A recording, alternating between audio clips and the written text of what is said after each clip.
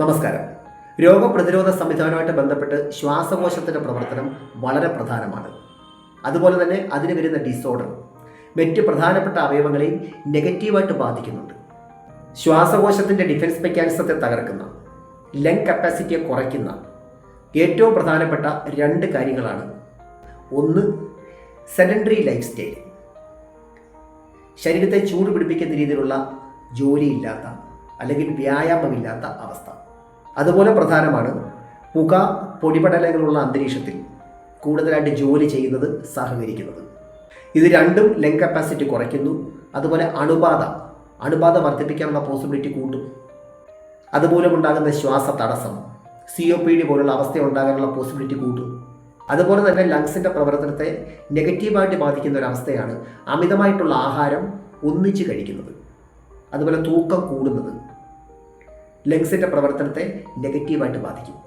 നമ്മുടെ ശരീരത്തിൻ്റെ പ്രവർത്തനത്തിന് ആവശ്യമായിട്ടുള്ള വെള്ളം കുടിക്കാതെ ഡീഹൈഡ്രേഷൻ വരുന്നത് ലങ്സിൽ അണുബാധ കൂട്ടാനുള്ള പോസിബിലിറ്റി കൂട്ടും.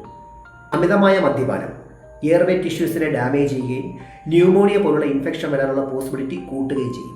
അതുപോലെ സ്മോക്കിങ്ങും മറ്റേത് രീതിയിലുള്ള പുകകളും ശ്വാസ തടസ്സം വർദ്ധിപ്പിക്കും. എല്ലാ ദിവസവും ശ്വസനം ശരിയായ രീതിയിൽ നടക്കാത്തത് നമ്മുടെ ലങ് കപ്പാസിറ്റിയെ കുറയ്ക്കുന്നുണ്ട്.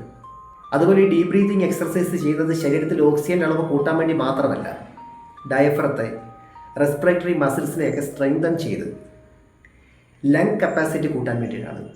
അമിതമായിട്ടുള്ള മാനസിക സംഘർഷം നിരന്തരമായിട്ട് എക്സ്പീരിയൻസ് ചെയ്യുന്നത് നമ്മുടെ ലങ് കപ്പാസിറ്റി കുറയ്ക്കുന്നുണ്ട്. അതുതന്നെയല്ല, ഒരു നോർമൽ ബ്രീത്തിങ്ങിനെ അത് നെഗറ്റീവായിട്ട് ബാധിക്കും. അതുപോലെ കസേരയിലൊക്കെ ദീർഘനേരം ഇരിക്കുന്ന സമയത്ത് മുന്നോട്ട് കുനിഞ്ഞ് ചടഞ്ഞു കൂടിയിരിക്കുന്ന ആ ഒരു രീതി ലങ് കപ്പാസിറ്റി കുറയ്ക്കും. ഒന്നുകിൽ നട്ടെല്ല് നിവർന്നിരിക്കുക, അല്ലെങ്കിൽ കുറച്ച് ബാക്കിലോട്ടിരുന്ന് ചെസ്റ്റ് വിരിഞ്ഞ തല കുറച്ചൊന്ന് ഉയർന്ന അവസ്ഥയാണ് നല്ലത്. ലങ് കപ്പാസിറ്റി കൂടാനും അതുപോലെ ബ്രീത്തിങ് കറക്റ്റ് ആകാനും നല്ലത് അതാണ്.